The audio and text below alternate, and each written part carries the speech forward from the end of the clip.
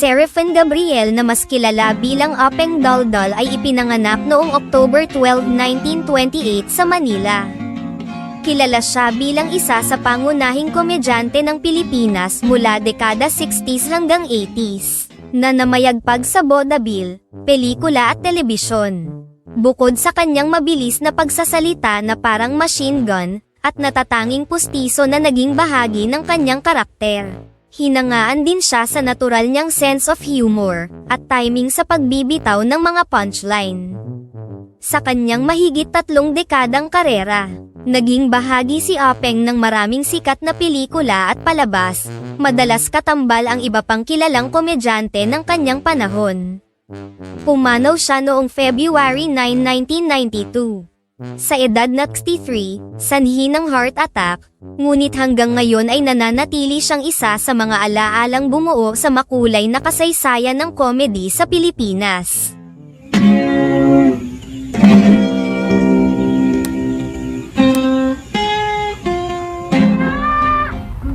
Sariwang-sariwa, bagong luto! Maruya! Uy, pare! Magandang hapon, eh. Uy, kamusta? Bibili ka? Si Melias na. Nasa bahay, nag-aayos. Ha? Akala ko ba sabay kami magtitinda ngayong hapon, ha? Ano na ba? Tawagin ko sandali, ah. Sige ha, ambay na ito. Huwag ka aalis dyan. Tawagin ko lang. Dali na. Huwag ka aalis. Pupunta ko. Ay, naku. Kaalis dyan, natatawagin ko siya, eh. Tawagin mo na. Ay, oo nga pala. Naku, si pare naman masyado. Kaalis.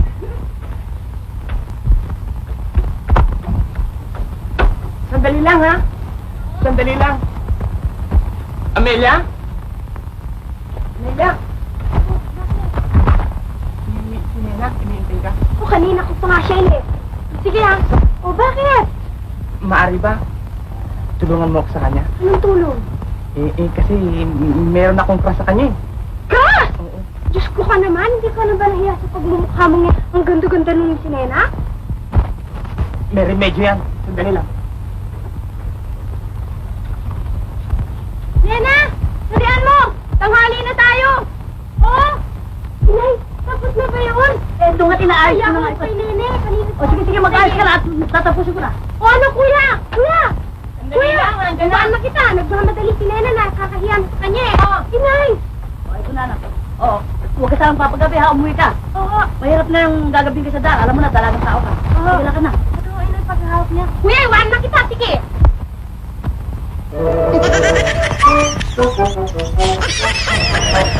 Hello, Mami.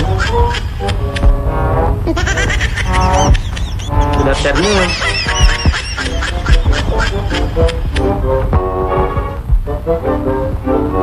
Nena, nainip ka ba? Ha? Bakit ba tagal-tagal mo? Kasi nag-ayos pa ako eh. Ang bagal na naman si Maria Clara. O, sige na. Ha? Bakit ayaw ka naman malas sa akin? Ha?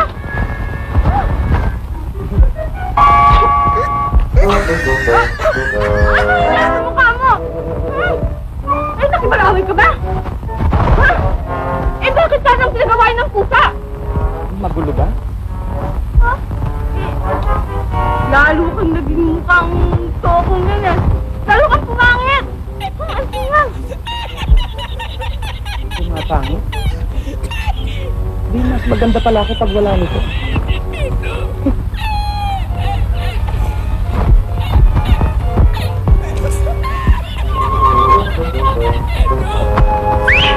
Naku! Walang hiya kang bata ka! Diyos ko! Hindi ko alam kung ano gagawin mo sa aking anak mo! Mahigit na kulang-kulang ito, papartihin natin ito. Tata Dusting, pwede ba yung dagdagan yung party ko? Kasi nakapangako ako kay Lina na tutulong ako sa kanyang kandidatura eh. Pambihira ka naman eh. Pati hindi mo kaano-ano, pinakikialaman mo eh. Magiging kaano-ano rin ho ninyo yun. Pag napangasawa ko yun, di magiging pamangkin na niyo yun. Kung magiging asawa mo, magiging kaano-ano ko nga dahil inano mo na. Hindi yan, Tata Dusting. Pag dinagdagan mo siya, dadagdagan mo rin ako ha. Kurin ho. Oo.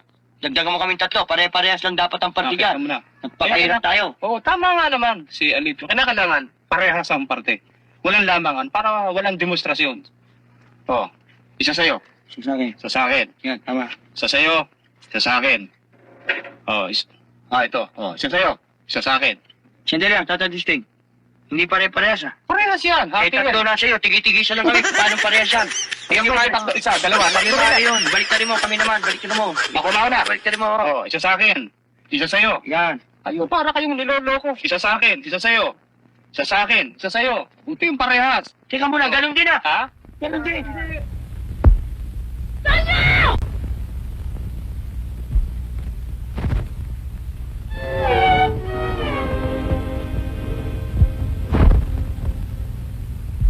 Ba't itong batang to? Sinabi na tutulog. Tanya! Buwis na batang yan. Wala lang akong pakinabang. Bingo! Bebe! Ay!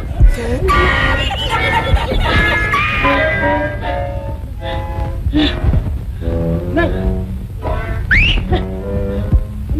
Saan ka galing? Anong ginagawa? Dito! Wala nang nagtaro. Anong ginagawa? Sige! Sige! Dito talagang batugan! Masyado! Turo! Puso beto! Tayo mo! Ikaw galing yung ganyan. Kumilig ka hanggang po. Sige! Ano nakakaya? Lalo nakakaya ang ginagawa mo? Ba't ka? Buwisit ka pa. Ikaw wala na akong pakinabang sa'yo. Lagi ka na lang ako nagpupuyat, ha? Bigo ka lang, bigo! Wala ka namang uwing panalo! Sige, ikaw gumiling! Sino? Ikaw gumiling! Ikaw naman, mag-fish ka na at mamaya magkita ka ng puto. Ayusin mo ang mukha mo! Gumili ka! Sino? Eh, masisira ang muscle ko eh. Ikaw talaga ang gwalo mo yan. Sige, pagdating mo. Pagdating mo yan. Susuntok din sa dibdib. Hindi ka. Ikaw talaga, buwisit ka. Ikaw pa naman ang lalaki, wala akong pag-asa. Magluluto pa ako, buwisit. Tapusin mo yan.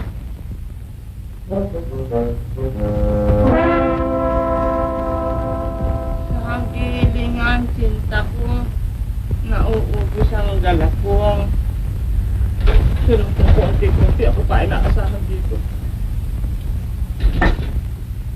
Wala ko pa nakakapagta akong babae dito. Ay! Walang oras! Patay kong patay! Ako na kayo! Huli!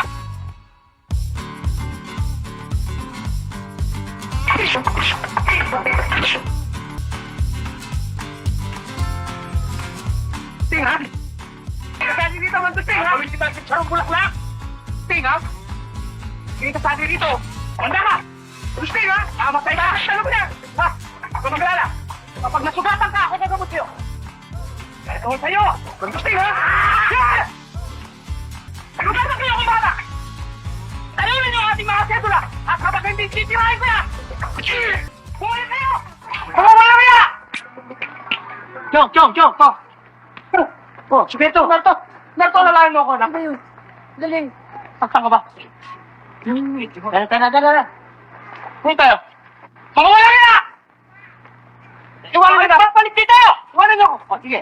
Ha? Ano gagawin? Ha?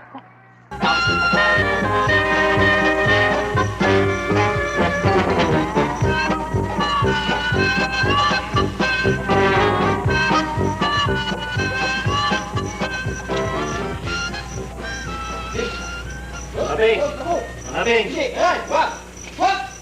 Dito! Abing! Ay! Bakit to ginigising? Bakit ka ba nagigising?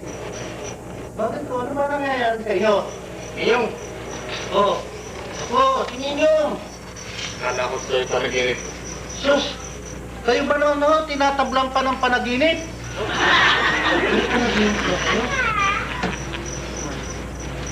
Ano ang napanaginip niyo naman? Ikaw, Minyong, pag nakikita, pagka nakaharap ka sa akin, parang ang kulimbakan.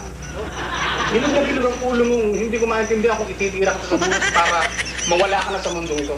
Naiinom ako sa'yo, Minyong. Wala ka nang atensyon sa buhay. Bakit to naman ganun ng trato niyo sa akin? Sabi ho ng nanay ko, sa ano raw ako pinaglihi, sa bubong na Araneta Coliseum. O ano sinasabi niyo? Sinungaling pa nanay mo. Bakit ho? Ang nanay mo, nagdadaan lamang sa tabing sapa. Nakakita ng tangkay payong doon.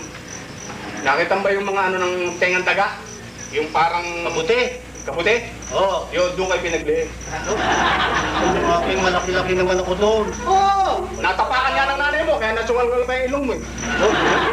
Sige na, matulog ulit kayo para managinip kayo yung isa. Maghihira naman kayo eh. Sandali lang. Pagbigyan mo ako.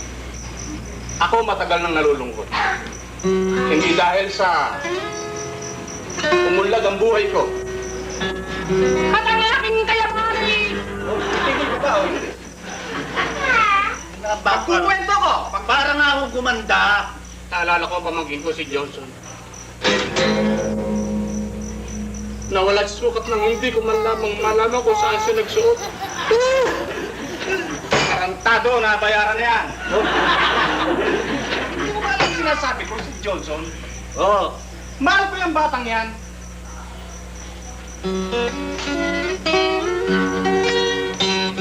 Hindi ko malaman kung kami magkikita pang muli o hindi na. Apat na naman ang napatay na karnapor. Eh, Johnson ho tayo. Okay, Johnson nga po. Nakita mo yung inunlad ng aking hanap buhay. Nagkaroon ko ng swimming pool. Swimming pool ho. Swimming. Bakit ho? Swimming pool. May nagsusway dyan pagka ano eh. Yung mga dancer na nanggagaling sa iba't ibang lugar na mga imported dancer eh. Di ba? Di sila sumasayaw. Ah, sige ho. Ano ho sinasayaw? Marami. Pagka nga sumasayaw sila sa ating gabi dyan, ayoko nang manood eh. Bakit ho? Dahil wala na akong balak mag-asawa.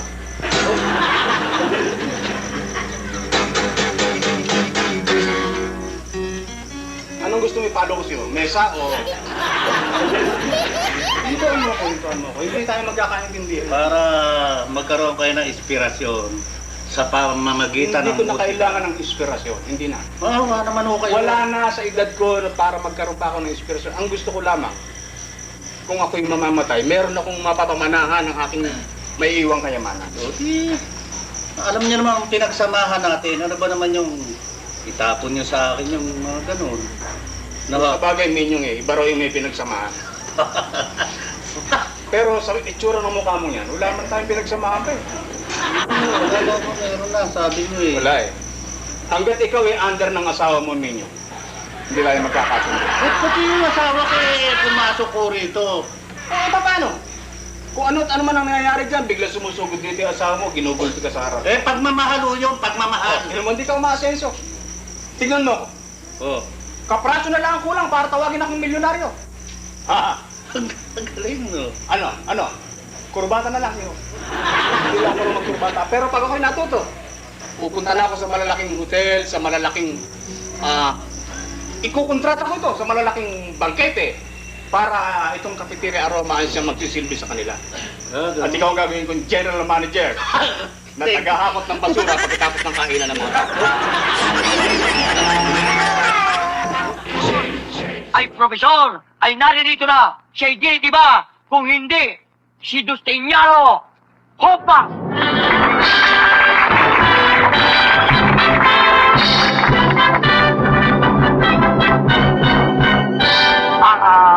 Profesor! Ito po ang man. Kausapin niyo sila. Mga kaibigan, nalalaman ko... Tata Dusting. Yung bote yan, ayun yung mic. Mga kaibigan, nalalaman ko na lahat kayo ay naghihirap sa iba't ibang uri ng sakit tulad ng mabuti, garapata, hanip, bukol, pigsaanan, ketong, pilihangin, pigsan, dapa, tibak, at kurikong na usong-uso sa kasalukuyan. Narito na isang uri ng gamot na kung tawagin ay Gardemet. Ito'y likha ng isang halimanan ng galing pa sa Pangasinan at kasalukuyan nila sa Japan, pagamat siya lumaking isang Ilocano. Itinuro na sa akin ang paggawa ng formulang ito na sa kasalukuyang panahon ay pinagkakaguluhan ng milyong-milyong tao sa bayang walang tao. Magkano halaga ng gamot ito? Sa halagang piso at 50 centavos, may regalo kayo na iba't ibang uri ng mga produkto. Una, pasa niyo isang uri ng gamot. Ito. Ito ay para sa mga nalulugat ang mga ulo, ang mga buhok. Yung mga balakubak. Yung iba't ibang uri ng sakit na dumadapo sa ulo. Katulad halimbawa ng mga uwang na meron kayong mga peklat sa ulo, hinahalo kayo ng uwang. Ito ang uri ng gamot na mabisa. Magaling mo sa uwang ito? Magaling ito. Magaling pa ito. Magkano sa butika? 18.50. Sa amin, walang bayan.